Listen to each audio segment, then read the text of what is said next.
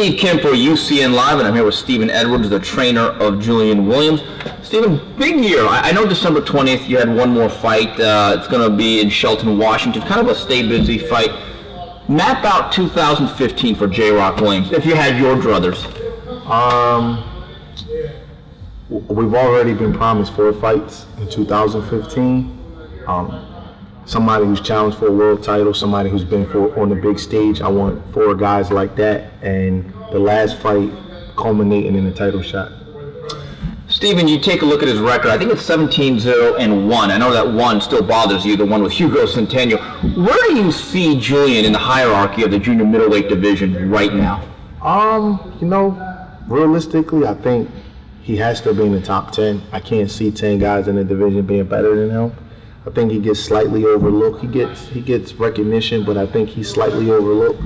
Honestly, I think he's in the bottom half of the top 10, but I think, as a trainer, a lot of people say that we match him tough, but I just got a lot of confidence in him. So, Julian can fight anybody at this point. I don't care who he fights, as long as they're our weight, and he don't even have to get paid above market value. He can just get paid fair value.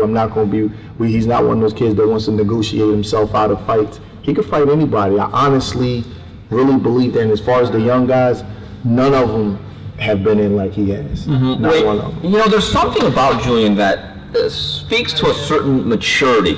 He seems wise beyond his years. Has he always been like that? You know how it is, Steve. You know what? I'm going to be honest. Being around them all the time is things that you see in kids that aggravate you a little when they do little things. But, he is. He's had to take care of himself as a young man, where a lot of people would still be living with their parents. He was living on his own, so that kind of forces you to grow up a little bit faster. And the boxing ring is a truth machine, so sometimes things that you go through outside of the ring, they show up inside of the ring. Stephen, it's interesting. You talk about you've been promised 4 fights. You guys are with Al Haymon. Mm-hmm. We've talked about this before. There is a perception that Al Haymon protects his fighters or overprotects them. Mm-hmm. From your perspective, working with Mr. Haymon the way you do closely, is that the truth? You know what? And people ask me that a lot of times, and I'm going to be as honest as I can. Al Haymon is the kind of guy that will ask you who you want, who you can beat, and he'll give you the option. So when you see guys that don't fight tough, it's not him telling them not to fight tough. It's those guys in their teams saying, we don't want to fight tough. And then, of course, he's going to accommodate you because that's his job to accommodate you. So when people say that, I always say, if Al Haymon protects all of his guys, then how come Julian Williams fights tough? How come Jermaine Taylor fought Bernard twice, Winky Wright, Kasim Uma, Corey Spinks, Kelly Pavlik twice?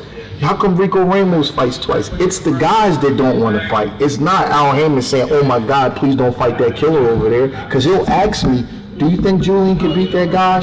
And I'll say, yeah. He said, well, if you think he can beat him, you know him better than anybody else. I'll put him in there with him. But if you don't think he can beat him, I won't put him in there with him. So he gives you the choice. So it's the teams, when you see a guy that's missing a lot of opponents and always fighting a turkey, it's not Al Haymon telling them to fight the turkey. It's those guys that don't want to fight. So with that said, Stephen, are there guys, you don't have to name names, that clearly hide behind a Haymon shield, in your opinion?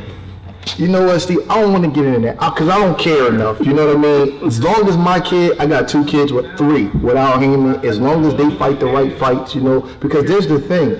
Al Haymon has so many guys around the 154-pound division. We're going to have to fight some of these guys eventually. You know what I mean? I understand that. Julian understands that. Al Haymon understands that. So, I really don't worry about that. And he compensates us for taking tough fights. Julian gets paid well for fighting the guys that he's fought. He fought Joakim Alcine. He was 12-0. Joakim Alcine had just beat David Lemieux, who had like 26, 27 fights, and Julian fought him and beat him. And he recognizes that, and he pays as well for taking those kind of fights. We are here with the bread man, Stephen Edwards, the trainer and co-manager of Julian J-Rock Williams, who fights December 20th on Showtime. With that said, then, you said you don't care, but let's say, again, you mentioned it, Al Haymon has a lot of clients. He has over 100 fighters by far now, a lot of them in your division. Yes. I'm sure some of those fighters you want to face down the line in the very near future.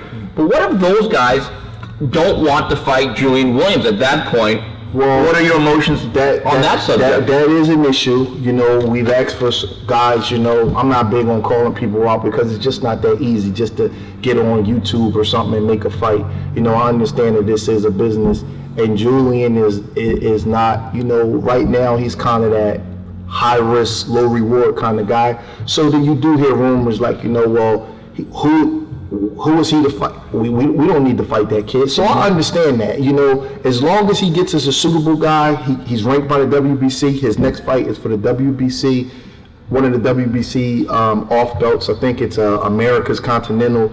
So as long as he keeps moving, I'm not really obsessed with fighting anybody in particular, Steve. Mm-hmm. He just wants to be the champion of the division. He wants to unify. He wants to break Terry Norris's defense record. So he doesn't really care about fighting, like, I have to fight this guy. He doesn't have a rivalry like that. Whoever is there that's in his way from doing what he wants to, that's who he wants to fight. Steven, I always think of you as an old school guy. And I know every trainer takes pride in being an old school trainer, but in reading some of your stuff, reading some of your comments, you kind of grew up in the old school way of boxing from your background in Philadelphia. But does the overall mindset of today's fighters disappoint you when you read some of the comments, like you just said, why do I need to fight this guy? The money's not enough. I'm going to let my people handle it.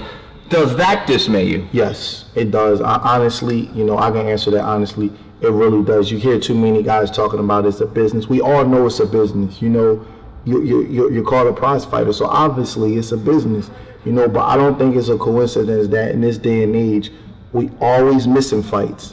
But just 20 years ago, Oscar De La Hoya, Pernell Whitaker, you go a little farther, Holyfield, guys like Ray Leonard, they always gave us the fights we want. Mm-hmm. Every time if there was a killer that was coming around, oh God, okay, I'll take them. You know, people talk about how many fights De La Hoya lost. He was the biggest name in boxing. He's the only person in the history of boxing that fought the #1 pound for pound guy 4 times. Mm-hmm. You know what I mean? So, it is messed up in this day and age. You know, I was looking forward to a fight with 2 young guys in our division, man. I was like, man, it's going to be a good fight. But it's always somebody talking about the business and, you know, and don't get me wrong, you should not be underpaid. You're risking your life in a boxing ring, you know, but it's kind of a convenient excuse in this day and age. And the worst part is the network's not getting along, or like certain people not wanting to do business with other people, and then you'll see a guy, Steve, calling out a guy that he know he can't fight, and he's on HBO, and he's on Showtime, or this guy is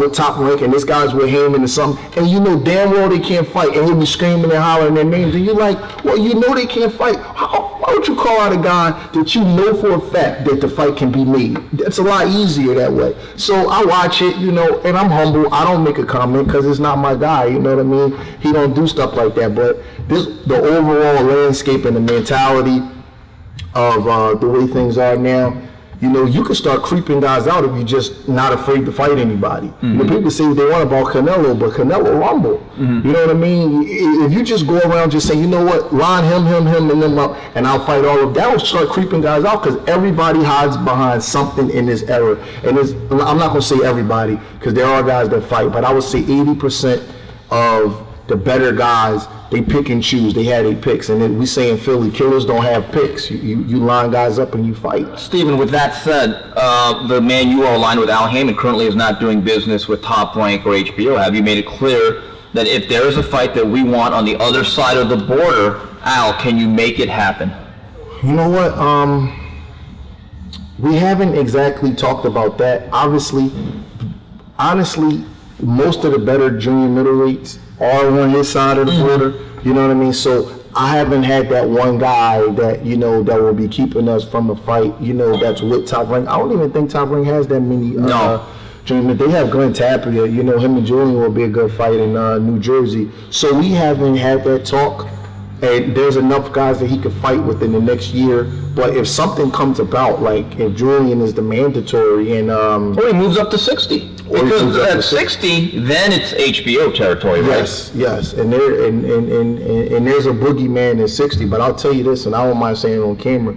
Julian has told me personally, he said, man, if I win the title at 54, and after I defended a couple times, if I can't make the weight, we ain't hiding from Ghanaian and Golovkin. I'm not going to be the guy that's walking around with a guy in my weight division scared to fight him. I'm not rolling like that. So if Al could get that fight from me, I don't give a shit about Gennady Golovkin. He's a great fighter, but he's just a man. He said, I'm at 54 now, so it doesn't make any sense. He said, but if I go to 160 and he's the guy, then that's who I got to fight. And he's told me that personally. But me and Al haven't had to have that conversation because Julian's only ranked 14 by the WBC, so he's not at that position yet. But, you know, it's not something I couldn't imagine Gennady Golovkin being around in the 90s and James Toney walking by him and saying, we're not going to fight. I couldn't imagine that. James Toney asked to fight him 3-4 times. You know that, Steve. I couldn't imagine that, you know, and it's just, I don't know, it's just the way it is now. But well, Steven, we're in the era, not to name names, where fighters now turning down $1.4 million career-high paydays not to face Matvey Korobov. But again, not to mention names, I know you don't want to get into it. Steven, another thing, you're an old-school trainer, but you are adopting some modern training techniques coming out here to the Undisputed gym in San Carlos, California. Why have you been so open and receptive to changes to modern training techniques while others aren't in boxing? You know what? I've been training Julian almost 5 years now, and we have been, you know, doing a lot of old school stuff.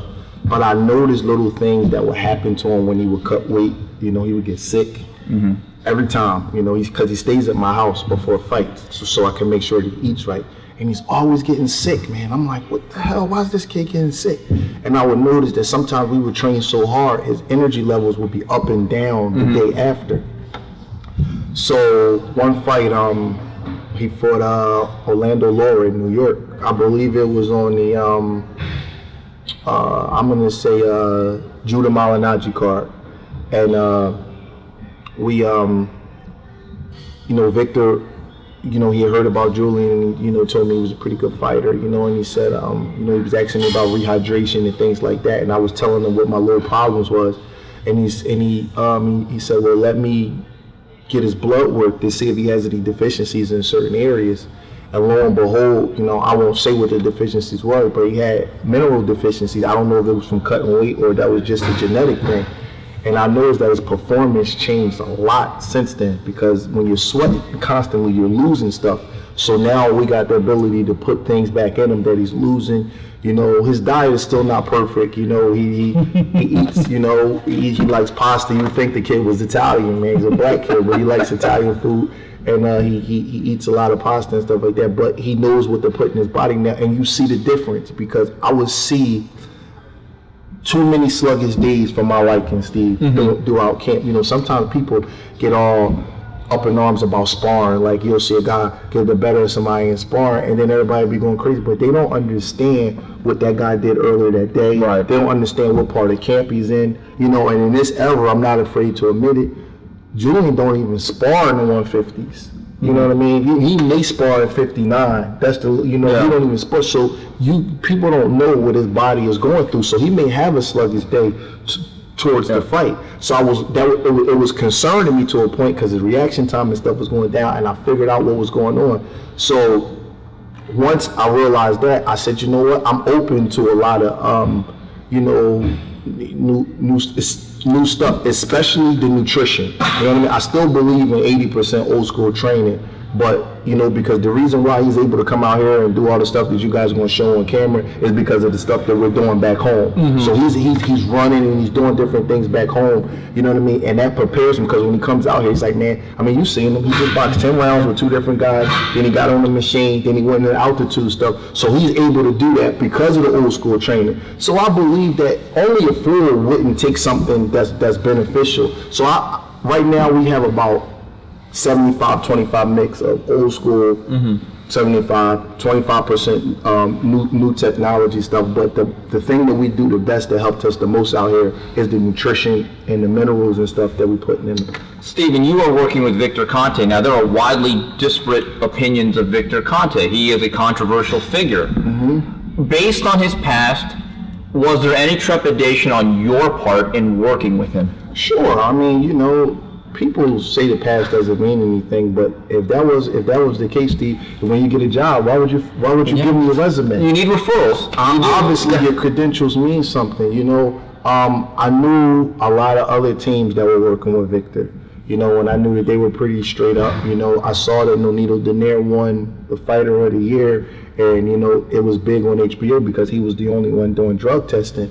And then I tried to judge Victor on my own, because in boxing, you know, it's funny because there's a lot of people that don't like other people, and I'm one of the people that's cool with everybody. You know, I got friends. You know, if I like Manny Pacquiao, some people will get mad. If I like this guy, some people will get mad. I like everybody. There's trainers, there's coaches, there's managers that don't like people. So I said, well, you know what? Let me, you know, he got Julian's blood drawn, and I said, let me talk to this guy. Let me do some research on him. And everything that came back was, man, you know what? I don't think that guy's ever gonna screw up again. Everything he gives you is over the counter. Anybody can buy it. You know what I mean? And he hasn't tried any funny stuff with us. And the most important thing, the thing that pushed me over the edge as far as working with Victor is that he's the only quote unquote like nutrition guru that's pressing for blood testing. Right. He's the only one that's saying, you know what, sign my guys up for VADA, sign my guys up for USADA, sign my guys up for this. Because let me tell you something, Julian's the kind of kid that you have to make him take a multivitamin. And I know for a fact that there are kids in our division that are doing PEDs. So I'm hoping that when he gets to that level that everybody will say, you know what, take blood out of my arm, because we're gonna be the first ones to do it. We just don't have the freaking money to get these kind of tests done right now. He's not at that stage. But I if somebody questions him working with Victor Conte, I'm gonna say, listen, let's take every blood test and Olympic style drug testing that we can do. Well, Steve, that's my next question then, and you've been outspoken about this, to your credit. I've read some of your work on Boxing Talk,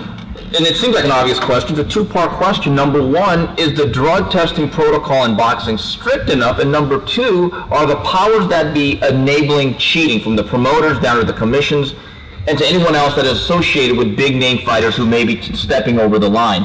You know what? I'm gonna get in trouble for saying this, but I don't care, because as fighters, safety is the most important thing to me. There's no doubt that they're enabling it. There's no doubt. If you guys could bring a camera inside the dressing room to see what goes on, you wouldn't believe. I mean, before a fight, before night up. They don't even, like, guys will get up and walk away while people are getting their hands wrapped. The inspectors. Yeah, a lot of them don't know the rules. You know, we faced Freddie Hernandez, and they were putting tape and gauze on his hand. They're stacking. Yeah, right. They're stacking. So we were up in Massachusetts. I had to call 3 different inspectors in to let the first inspector who was there know that you can't do that. You know what I mean? One time I have a 160-pound kid, and they gave him 8-ounce gloves. Everybody knows that you don't fight in 8-ounce gloves if you're over 147 pounds. And I just was an honorable guy and said, man, you can kill somebody in these gloves.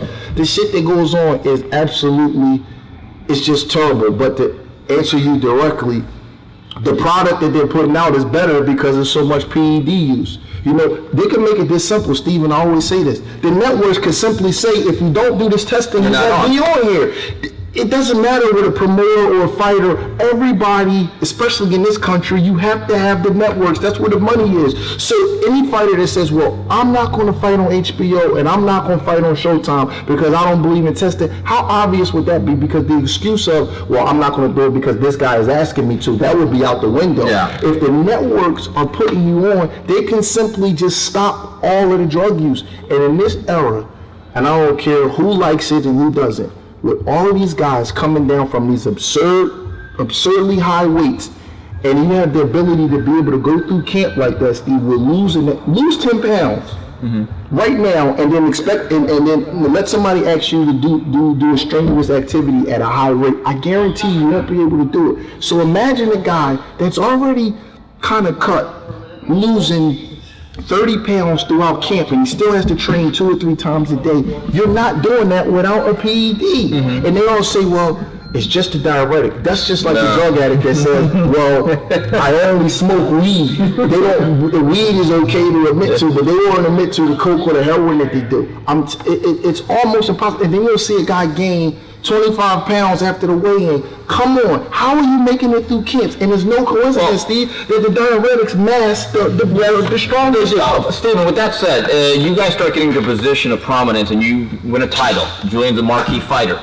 And if there is a fighter that you think is using, and you have your strong suspicions, would you consciously not fight that guy? No, Julian's not wired that way. He told me that if it's a guy that he think is using, what he's going to do is he's going to take the test and let the guy know that he beat him, he was clean, and then you guys in the media, you can talk about it. But he's not going to miss fights and start accusing. First of all, you get sued accusing people of doing things like that. And your prime in this sport is too short to be missing millions of dollars because of that. You know what I mean? Now, if I had a kid that says, Steve, I'm not fighting him because I believe he's on something, then that's fine. Mm-hmm. I'm not going to make somebody go into a fight, with somebody that they believe is cheating. But if he's taking it, he's going to offer his arm to the guy, and if the guy says no, then you guys will hear about it, and then you'll just know that he took the Olympic-style drug testing, and the other guy wouldn't take the Olympic-style drug testing, and then whatever the results is what they are.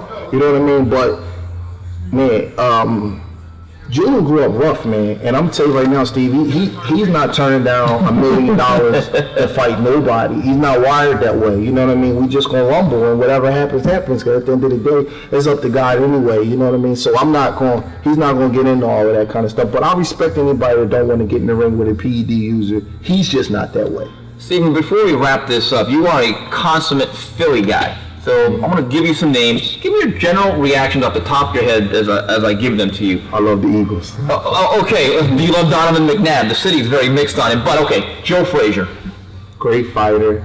I trained at his gym when I was a kid, man. He's a great fighter. I tell you what, man, people may laugh at me, but if Joe Frazier was around today with all the supplements and stuff, seriously, think about this. If Lamont Brewster could get to Klitschko, imagine what Joe Frazier, who could fight like that for 15 rounds, coming like that, would do, man. He was a great fighter, man, and maybe the best fighter the city's ever produced. Yeah, and they're finally getting him a long delayed statue. Okay, Bernard Hopkins.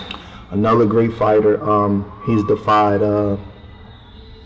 the odds many times. He's arguably top 2 or 3 fighters ever over the age of 40.